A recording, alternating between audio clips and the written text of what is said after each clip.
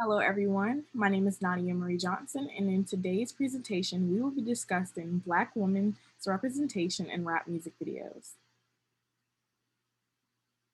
Rap music video themes impact Black women's public image, health, and self-concept.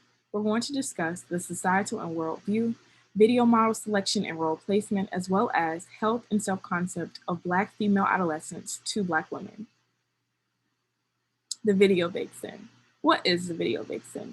The video vixen is usually a sexy female figure who is present in a lot of music videos. And in this case, we're discussing rap music videos. And they're there to complement the message of the video. So whether that be reinforcing money, power, fame, these women, in a lot of cases, are there to complement these messages. This particular video model is known as Malaya or Malaya on Fire, who is very present in a lot of Drake's music videos or his older content. Black women are often perceived to society as materialistic and hypersexualized based on these music video themes. And in this point, we're going to discuss how Black female video models are featured to reenact scenes that portray them as reliant on their bodies and sexuality for personal gain. And that's where we get into desirability and the body and social politics and what exactly makes these women so desirable. Zhang et al. Of 2010 and Van Dyke of 2011, they discuss how Black female video models have these Eurocentric standards of beauty and body types and sexuality that make them this central point of view. So, like in these two photos, you will see that the women are of lighter skin tone, they have longer hair and slimmer body types, and they're all over these rappers reinforcing these messages. And they're there for complementary purposes. This is exactly what is being discussed in both of these studies, the ability for these women to use their basic features. And in later studies, I get into how some of these women, some of these Black women who have been in these videos have been replaced by those women who are emulating these features of what Black women were so targeted against. However, in a lot of cases, if a Black woman is featured in these high spotlight roles, they have these features that keep them distinct of everyone else. And that moves me to my next point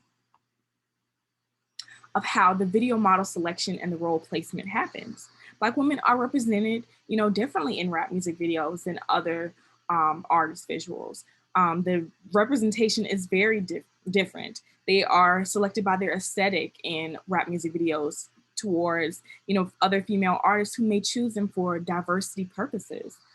Pellerin of 1970 and Lavelle and Ellison of 2017, they both go back and forth and discuss exactly how Black women are seen to be represented in rap music videos versus women who are deciding to put these Black women in their videos for the models of diversity and showing that women are so versatile to the point where they don't have to necessarily be put in these stereotypical categories. And so I want to enforce the point that Black female video models are selected by their aesthetic in the rap music videos, whereas it can be argued in Lavelle and Ellison of 2017 that Black female artists like Beyonce herself, are putting these women in their videos for representation purposes, changing the narratives and showing that Black women of all types are worthy and desirable and should be in this type of context.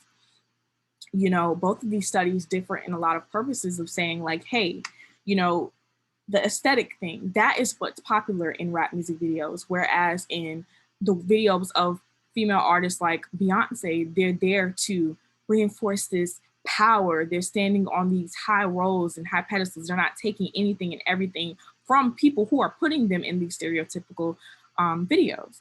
And as you can see in this first top picture with this artist, you see all of these women laying around him and embracing who he is, and almost seemingly wanting to get something from him. That's what we're taking when we're looking at these images. However, on the bottom image, you're seeing Beyonce surrounded by Black women of so many different characteristics, so many different hair types, body sizes, skin tones. That is the type of representation that is seen in artists like Beyonce's content versus what you're seeing on the top.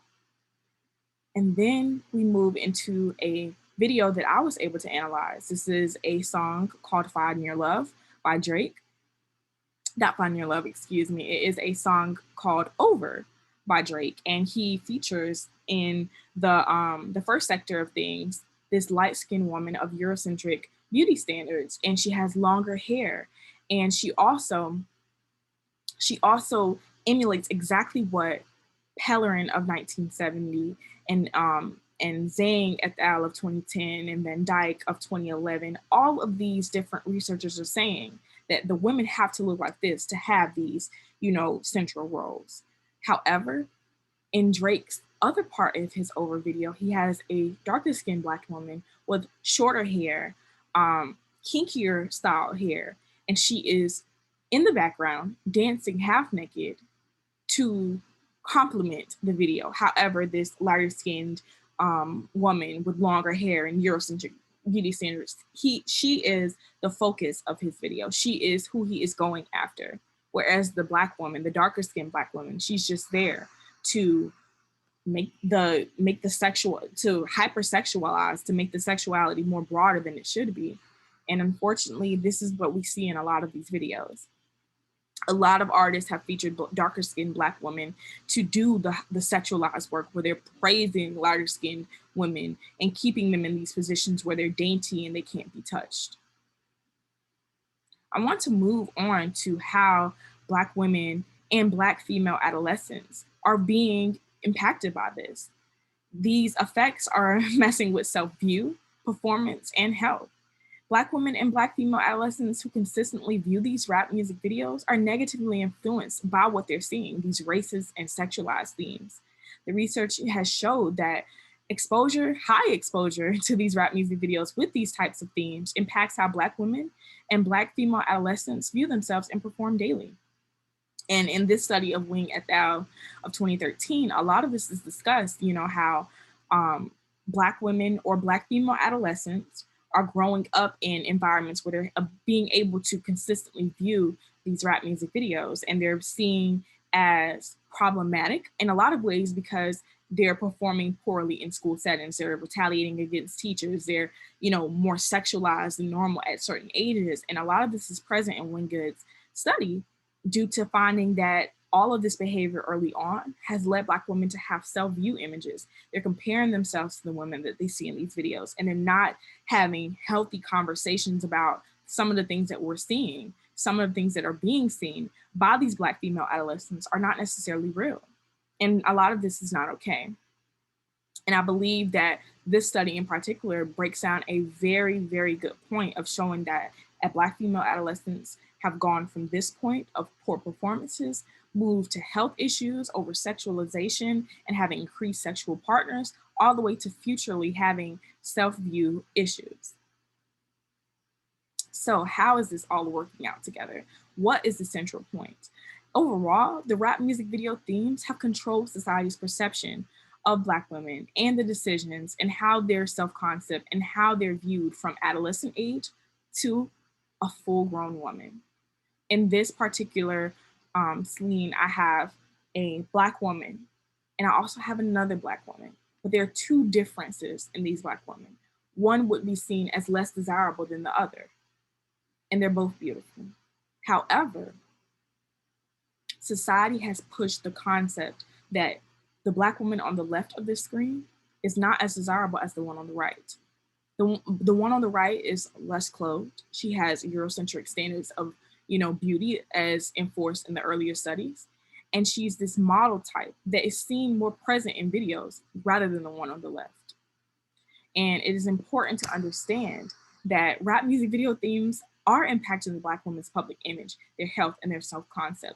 They're not necessarily moving in the right direction. That's why we have studies like Llewellyn Ellison of 2017 that are discussing how Beyonce is reinforcing these narratives that Black women of all regards can exist in these spaces. And that's most important to get. I want to move to something that I think is very important. And it's a quote by Terry Harris, change the narrative. It will change your mindset.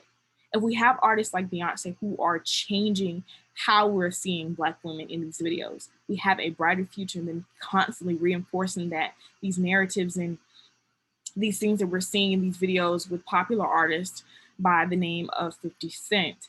we have T.I., we have Tory Lanez, we have Drake. They are not all reinforcing, not necessarily the stereotypical narratives in all of their videos, but in a lot of their videos, you can see that they're nothing like the ones of artists such as Beyonce, who are putting Black women like in this image of all facial features, of all hair types, of all body types, skin tones. That representation matters. Black women are asking their representation to be changed. They're asking that they're represented appropriately or seen as more desirable in their most natural states, and they're not getting extra surgeries and not getting extra enhancements and things, and they're not changing themselves for a better image. I believe wholeheartedly if we change the narrative, we can change and shift how the mindsets of when we're viewing Black women in videos, more positive and more exciting narratives that define the Black woman to society in a better light than the way that we found it. And just these are some of my resources that I would like to share. Thank you so much for your time, and I hope you enjoyed this presentation. Thank you again.